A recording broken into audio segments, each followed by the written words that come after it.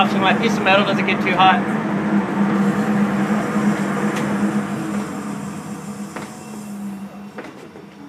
So what happens with the pilot is the pilot comes in through the aluminum tubing and it sends gas through what we call a stringer or a runner, which is that stainless steel tube that you see going through across all the top of the burners.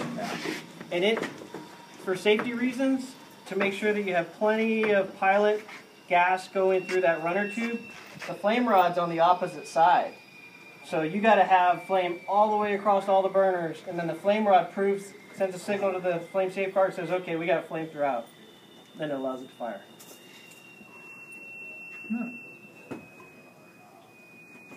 Okay, so let's check out this one. Okay, that's nice and easy. This is just a heat shield.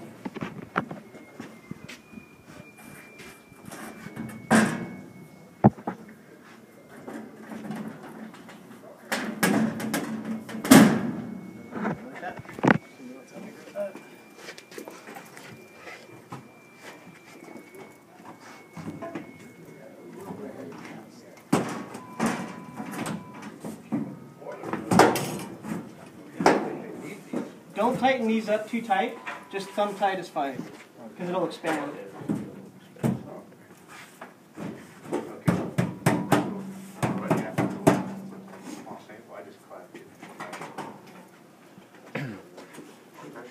So you shouldn't have to remove the burners. The only time you have to remove it is if they got wet, they got flooded. We see sometimes when the cap's not on it, that floods the boiler, but for the most part you wouldn't have to. Cleaning the burners, compressed air, don't take them out, just blow them. That's all you gotta do. But they're still a little fragile. You don't want to blast them out with compressed air, right? No, well, a lot of times what we'll do is we'll take the VFD, put it in manual, we'll ramp it up to 60 hertz, and we'll let it push it out. Because 60 hertz is higher, 40 something is high fire, so. 48 high fire on that, Blowdowns. So blowdowns on a steam boiler in general, like high pressure steam, is every day. Really, the proper way to do blowdowns on a closed loop, low pressure steam boiler that really doesn't have a lot of makeup is going to be to monitor the TDS. So if you guys are going to, do you guys have a chemical company or do you? Yeah, it's all Fred. Yeah. How do you do your blowdowns on your other low pressure steam? We don't have any other one. Oh, you don't? Okay. High pressure mainly? Nope. Nope. Don't have any. No, steam we pretty much got rid of our Oh, steam. I thought you had steam. So how do we do our own blowdowns? Okay, so let's talk about blowdowns. High pressure steam boilers, it's really critical that you do it every day, but a lot of high pressure steam boilers are not always closed loop. Blowdowns, typically what I'm going to recommend is you probably cutting this here and maybe put a loop on it. You have to take a sample and you monitor the total dissolved solids. There's a sheet that came with the boiler. It tells you what the parameters are on your total dissolved solids. So if your TDS is too high or too low, that tells you how frequently to blow down the boiler. But it's still important at least once a week to do a blowdown on the boiler for safety reasons, particularly this valve here, because this is like the brains of the water column. You want to make sure that that's not building up sludge or anything here. So what I recommend doing is when the boiler's at 10 pounds, crack it slow, just like that. Let it warm up the pipe. Open it up all the way for 10 to 15 seconds. Turn it off. Okay, that's one blowdown. That's a blowdown. You said something had to be cut into that other line? To sample, if you want to take a water sample. Okay. So, Sample cooler or something? yeah. Can we not take it from here? You can take it from there, but these valves, they're only going to cycle so many times and they won't hold. So it's not real, yeah. Okay, so we should add it in there. Or maybe put another valve down here or something like that. Because I like this here because this flushes the water glass, if you ever need to clean the water glass. But maybe even just another valve right here, so you can take a sample.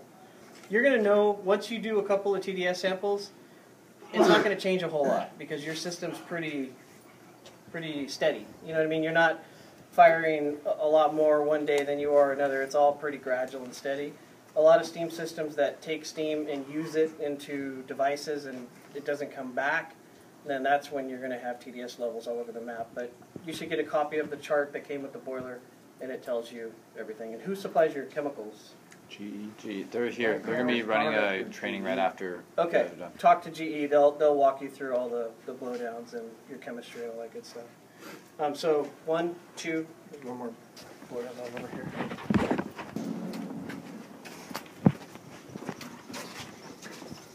Three here. Oh, three of them. All three, okay. These are called bottom blows. Again, it's really difficult to tell you how frequently you're going to have to do this because you're not bringing in a lot of fresh water. A lot of people say we want the boiler blow down every day, but that's going to be too much for this. I'll tell you right now, you're going to take your TDS readings and they're going to be really low. And you don't want your TDS readings to be really low. You don't want them to be really high. You want them to be within the perimeter. This valve here is a gravity drain. The only time typically you're going to open this valve is if there's no pressure on the boiler, but you need to drain the boiler. So what you would do is you would go ahead and open up all your blowdown valves, provided the water is cool in the boiler. Go ahead and open this up and it'll gravity drain. And then we'll just do that on our shutdown, seasonal shutdown. Exactly. So I would turn it off, come back the next day when it's ambient, then drain it. Got it. Yeah. But normally that's closed. And when you do your blowdowns, what happens is when you crack open each valve, it goes into this blowdown tank. You can't see it, but on the other side of the tank, there's where the steam goes in, about this level here, and then it comes out about this level here. So the idea behind a blowdown tank and the reason for it is it's a safe point of discharge. It's required by code. You're not allowed to bring it over 140-degree water into that sanitary drain. Furthermore, you don't want anybody to get burned. So you have to bring it into a safe point of discharge. So steam goes in here, it's a baffle, it's directed downward. The tank is always halfway full of water. So that halfway full of water kills the steam, gravity drains, goes to the drain. So the idea behind this is you take your 300-degree steam, put it into here, it hits the cold water, and it just goes down and drains. So, and you will see a little bit of a plume coming out of the vent up there when you do your blowdown. That's okay. I guess the last thing I want to say is there's this emergency stop button right here. If for whatever reason you're in this area, you don't feel safe, you want out, you push that button. Has that been tested, the button? No? Okay, we're going to want to test that to make sure that it turns off the boiler. Smell gas, things are vibrating, you don't feel safe, whatever it is, that's the kill button for the boiler. This boiler, unlike other boilers, you can't hurt it. Like let's say you're looking at the relief valve and the pressure's too high and you're not comfortable and the relief valve's popping off, you can open a blowdown valve and walk out and it will literally flush everything out of the boiler and it won't hurt the boiler because it's all welded steel construction. Other boilers might get damaged if you do that because they have tube sheets and tubes and stuff like that. So let's go ahead and test this.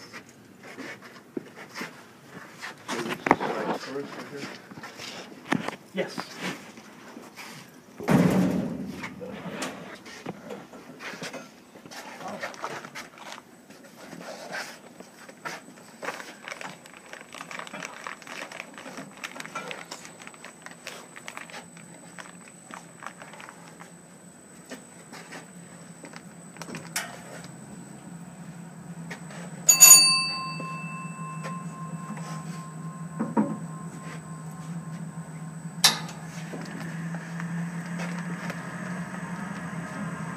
Somebody want to hit that button? Bam. Lights went out. Reset it. Nice.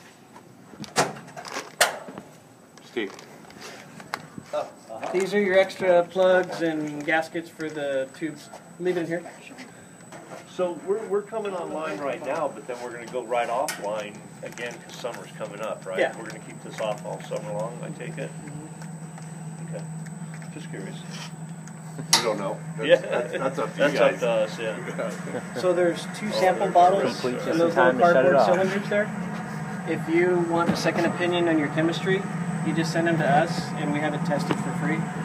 So you might want to do that like 6 months from now, and then maybe a year from now, whatever. You can just send it to us. And we send it to Parker Boiler. They test it and they give you lab results.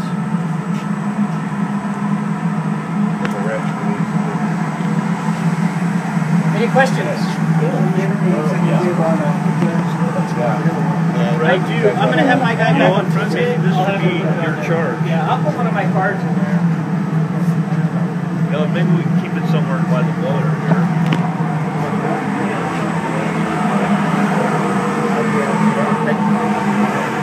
Steve, what happened with the low water issue we were just experiencing here? So that's a new control. There's that Warwick control. It's been around for a long time, but they just revised it. And what I didn't realize is you have to kill the power and turn the power, all the power, and turn it back on again. I was just hitting the reset button. Okay. And it wasn't resetting, so I saw it flashing. Okay. So then once I killed the power and then turned it back on, then it Came back on. How often do we need them, really? All right. You guys have any questions?